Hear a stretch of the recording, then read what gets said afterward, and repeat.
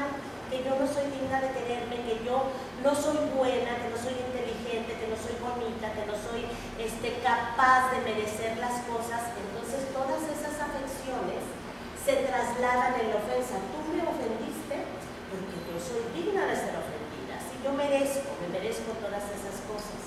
Entonces cuando yo me empiezo a liberar de la ofensa, aún empiezo a sanar mi interior y empiezo a pensar que no es cierto y que tengo muchas cosas que trabajar en mí, ¿sí? Porque cuando yo pienso que no soy digna, todo eso todo entra en esa gran maraña, en esa gran cajita, que se llama autoestima. Y si yo tengo una autoestima dañada, todo está mal. Si yo estoy bien, todo está bien. Pero si yo estoy mal, todo está mal. Todo me hace daño. Es como cuando estoy resentida del estómago. Me puedo tomar un caldito de res y me suelta el estómago. Y no es que el caldito esté mal, es que yo estoy mal.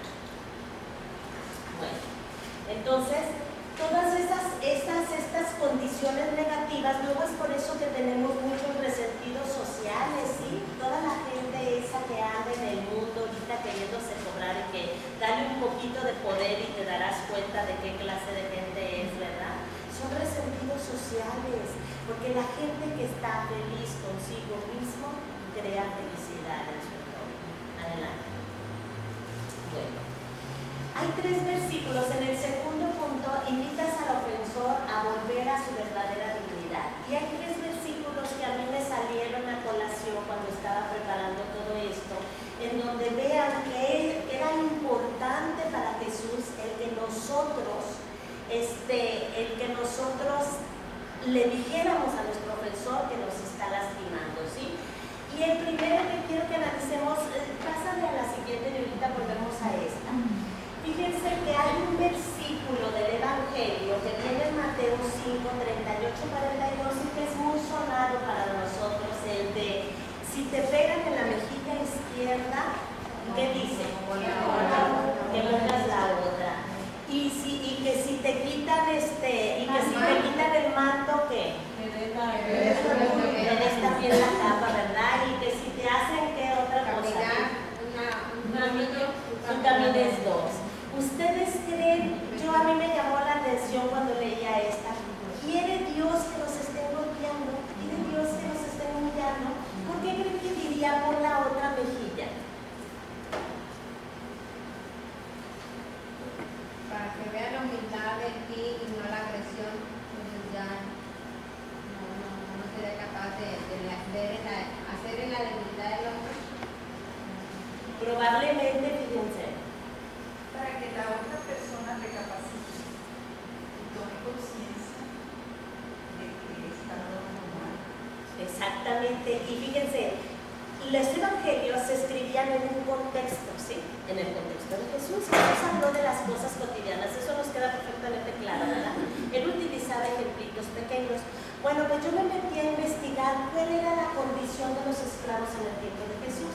En primer lugar, la esclavitud para los palestinos, Jesús era palestino, era una cosa curiosita, o sea, tú podías ser esclavo siendo de la condición que sea, no era como un estatus que venía cargando toda tu vida, ¿sí? Sino que perdías bienes y el otro tenía la capacidad de tomar tu vida, tu persona, tus bienes para cobrarse lo que se debía, ¿verdad?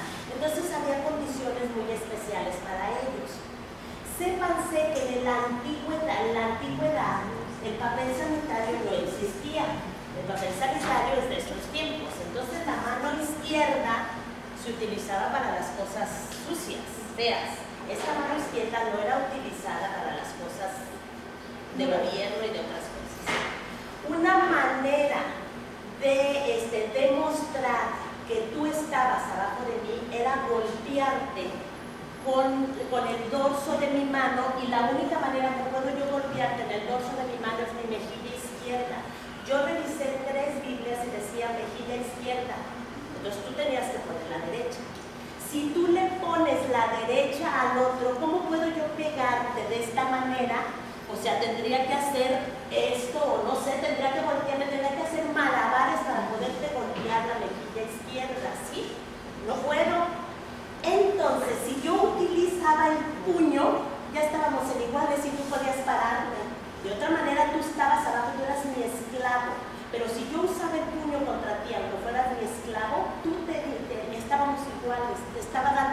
autoridad, te estaba dando posición. Y entonces, si yo estaba siendo injusta contigo, obviamente me vas a desaprovechar la oportunidad de detener. ¿Por qué me pegas? ¿Por qué me lastimas? ¿Por qué haces esto? ¿No es cierto?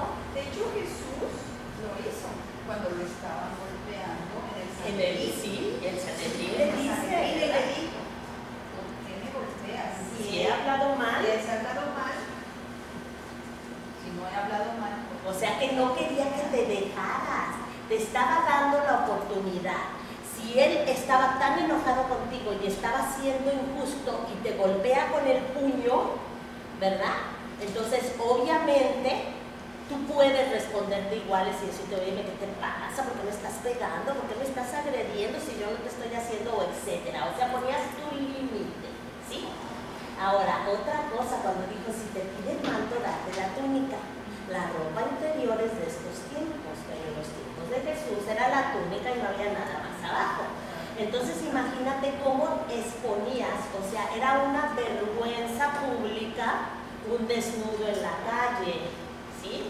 Entonces, Alma no iba a querer que la gente supiera que él era un prestamista, porque me había tenido que quitar la túnica para pagarle lo que le debía, porque acuérdense que los prestamistas, Mateo, era mal visto porque era prestamista, era un recaudador, era una gente así. Entonces, tiene toda su psicología, esa manera, te está invitando a que pares, a que no permitas que te sigan agrediendo, porque tú eres un ser precioso a los ojos de Dios, tienes dignidad, y decirle, oye, párate, me estás ofendiendo, ¿por qué haces esto? ¿Por qué me sobajas? ¿Por qué me haces? O sea, todas aquellas cosas. Jesús no quiere que pierdas tu dignidad, al contrario, quiere que seas alguien digno, alguien capaz de ser amado. ¿Me la regresas? Y es por eso que nos invita en estos versículos, si tu hermano pega contra ti, anda con él a solas, te dice, ¿verdad? Pero después de aquí dice, si no te hace caso, llama a la comunidad y luego llama, o sea, el chiste es que te dice que le hables a todo mundo, y si ya de plano no te hace caso, ahí te está invitando a que tú pidas ayuda. Si mi marido es un agresor, si mi hijo hace esto, si mi vecina, si mi hermana, si mi mamá, si etcétera, habla primero con él a solas y dile qué pasa, qué sucede. Si no te hace caso, busca ayuda, y si no, ve más arriba y más arriba, y si no, retírate de él. Te dice, no te dice quédate allí, ni modo, te fregaste, chiquita. Es tu cruz y la tienes que vivir. Bueno, que dijo el padre, ya está en peligro Tu vida, porque hay mujeres violentadas que están en peligro su vida, o sea, no es tu marido. Y luego en la otra me encantó, fíjense bien, dice las escrituras, y yo les digo que yo consulté las 3 Biblias de diferente edición que tengo en mi casa y dice, fíjense bien, si tu hermano te ofende, repréndelo. ¿Qué invitación es esa? ¿Es una invitación o no? Claro. ¿A qué? A que no te dejes, a que pongas las cosas en su lugar. Bueno, porque la corrección es amor. ¿Sí? Nosotros corregimos a nuestros hijos no porque los odiamos. Y a veces pareciera, ¿verdad? Porque a veces ha habido necesidad hasta de darle unas buenas nalgadas a la criatura, porque vale más que le dé unas nalgadas a que no lo llore en la funeraria, ¿verdad? Entonces, la corrección es amor. Adelante. Bueno, entonces, ayuda a confesarlo, nos ayuda a confesar que ocurrió una ofensa y no ignorarla. El perdón es el secreto para tener relaciones contentas y buena voluntad el uno con el otro. ¿Saben por qué? Porque a veces nosotros quisiéramos, dentro del papel de víctima, nos sentimos como que somos superiores al otro. ¿Sí? Tú eres el malo y yo soy el malo. ¿Sí? Tú eres el ofensor y yo soy la ofendida. Y a veces, sobre todo a mí o sea, esto se los hablo con todo conocimiento de causa, en las relaciones violentas, el papel de la víctima es la que ayuda a que el victimario siga siendo como es, ¿sí? Entonces yo tengo que declarar la ofensa porque qué? Porque tú estás mal y tienes que rectificar.